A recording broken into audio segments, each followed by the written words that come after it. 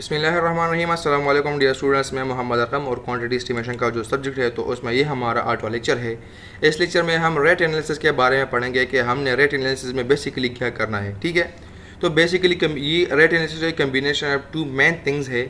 ठीक है, number one है कि आपने एक्चुअल क्वांटिटी निकालनी है मटेरियल्स की। ठीक है, आपने जो है एक्चुअल क्वांटिटी निकालनी है मटेरियल्स की जो कि प्रोजेक्ट में यूज़ होता है। ठीक है, नंबर वन। नंबर टू क्या है कि आपने जो है जो क्वांटिटी निकाली है मटेरियल की उसका जो है आपने एक्चुअल कास्ट जो है वो डिटरमाइन करना है। आपने मार्केट में जाके वहाँ से एक्चुअल कास्ट को आपने डिटरमाइन करना है। तो ये हमारे पास रेट एनालिसिस है। ठीक है, तो इसके बाद हमारे पास इसके ऊपर एक क्वेश्चन है जिसका गिवन डेटा हमारे पास ये है कि टोटल वॉल्यूम ऑफ ब्रेकवर्क हमारे पास ये है 432.375 क्यूबिक फीट।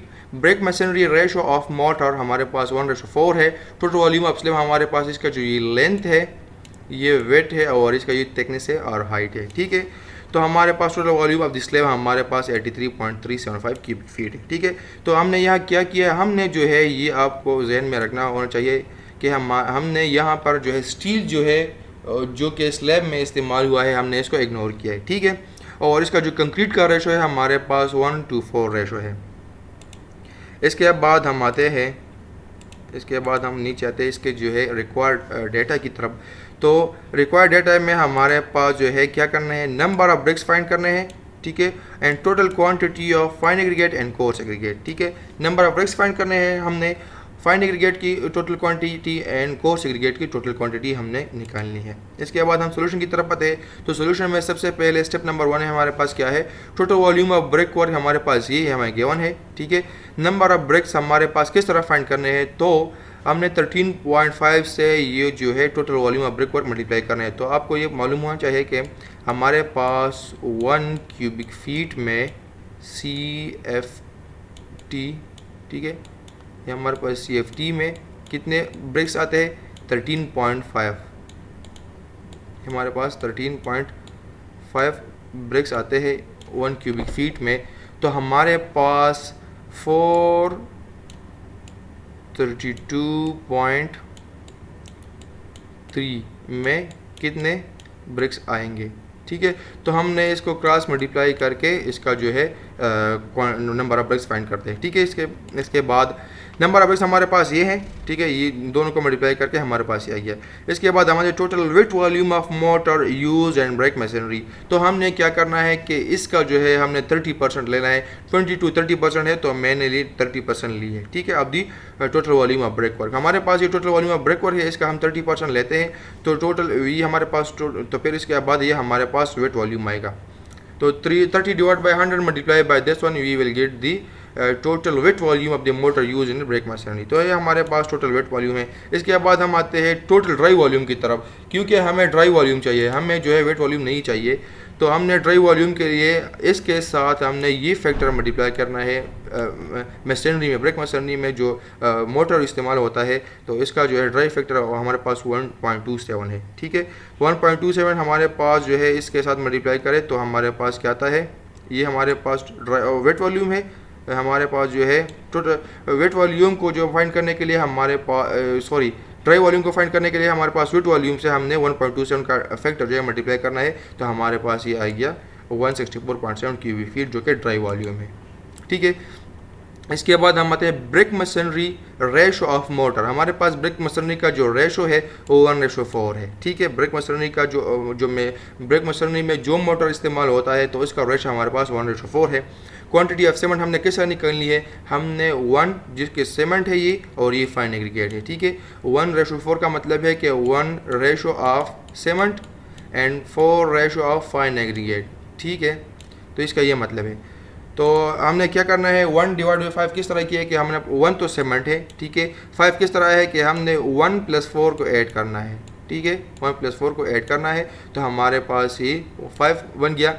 और हमने क्या करना है, the total dry volume of the mortar used in the brick masonry. तो हमारे पास ये total volume of brick masonry में ड्राई वॉल्यूम है ये हमने इसको इसके साथ ये मल्टीप्लाई करके हमारे पास टोटल क्वांटिटी ऑफ सीमेंट ये है, ठीक है। सो दिन इसके बाद हमने क्या करें, number of cement bags find करने हैं। तो नंबर ऑफ सीमेंट बैग्स को फाइंड करने के लिए हमने क्या किया है कि हमने इसे क्वांटिटी ऑफ सीमेंट को क्या है और क्या किया है 1.226 पे डिवाइड किया। ये क्यों डिवाइड किया, क्योंकि हमारे पास एक सीमेंट बैग की वॉल्यूम इतनी है, ठीक है। तो जब हम बैग्स को फाइंड करते हैं तो इसका जो है एक वॉल्यूम पे डिवाइड करें तो वैसे हमारे पास ये नंबर ऑफ सीमेंट बैग्स ये है। एक्चुअली में ये हमारे पास ये है 26.86 है, जिसको राउंड करके हमारे पास 27 आया है, ठीक हो गया।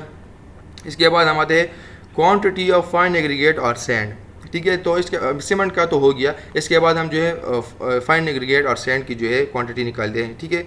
एग्रीगेट और सैंड की हमने क्या करनी है कि हमने क्वांटिटी निकालनी है। तो हमारे पास 4 जिसका रेशो 4 है डिवाइड बाई 5, वही सेम 1 + 4 हमारे पास 5 मल्टीप्लाई बाई ड्राई वॉल्यूम, ठीक है। तो इसका जो है जब हम इसका क्वांटिटी निकालते हैं तो हमारे पास ये आता है, ठीक है। जब हम इसको सैकड़ा में करते हैं, सैकड़ा मतलब मीन्स 100, तो जो इसका इस फैक्टर को हम इसका जो क्यूबिक फीट है इसको 100 पे डिवाइड करते हैं, हमारे पास इतना सैकड़ा का जो है फाइन एग्रीगेट और सैंड आता है, ठीक है। इसके बाद हम आते हैं total wet volume of slab. तो हमारे पास ये total wet volume of slab हमारे पास ये गिवन है, यहाँ पे क्वेश्चन में गिवन है ये वाला हमारे पास टोटल वॉल्यूम है या ये वेट वॉल्यूम है, ठीक है। Total wet volume of slab हमारे पास ये है। Total dry volume of slab हमारे पास 83.375 से आपने 1.54 जो कि ड्राई फैक्टर है। पीसीसी के लिए हमारे पास 1.54 जो है ये ड्राई फैक्टर है। तो इसे मल्टीप्लाई करते हैं हमारे पास ये total dry volume of slab हमारे पास ये, ठीक हो गया। इसके बाद हम आते हैं ratio of reinforce use ratio of concrete use and slab, ठीक है। तो हमारे पास 1:4 है, 1 cement 2 fine aggregate and 4 coarse aggregate, इसका जो है ये मतलब है। इसके बाद क्वांटिटी ऑफ सीमेंट हमने किस तरह निकलनी है, 1 डिवाइडेड बाई 1 + 2 + 4, तो हमारे पास ये जमा करके हमारे पास 7 आता है। हमने सीमेंट निकालनी है तो 1 डिवाइड बाई 7 मल्टीप्लाई बाई जो कि ये है ड्राई टोटल ड्राई वॉल्यूम ये है। तो आपने इसको मल्टीप्लाई करके ये हमारे पास टोटल क्वांटिटी ऑफ सीमेंट आ गया। और इसको बैग्स में कन्वर्ट करने के लिए हमारे पास 1.226 पे डिवाइड करते तो हमारे पास एक्चुअल बैग्स जो है हमारे पास 15 आते हैं, ठीक हो गया। इसके बाद हम आते हैं क्वांटिटी ऑफ सैंड। तो सैंड किस तरह निकलनी है, रेशो में हमारे पास 2 divide by 7 multiply by that dry volume, ठीक है। ड्राई वॉल्यूम को इन सब को सिंप्लीफाई करके हमारे पास ये आता है, ठीक है। तो इसके को फिर हमने क्या करना है, इस सैकड़ों में कन्वर्ट करना है। तो इसको 100 पे डिवाइड करते हैं हमारे पास इतना सैकड़ा फाइन एग्रीगेट आता है, ठीक है। इसके बाद हम आते हैं क्वांटिटी ऑफ कोर्स एग्रीगेट और क्रश, ठीक है।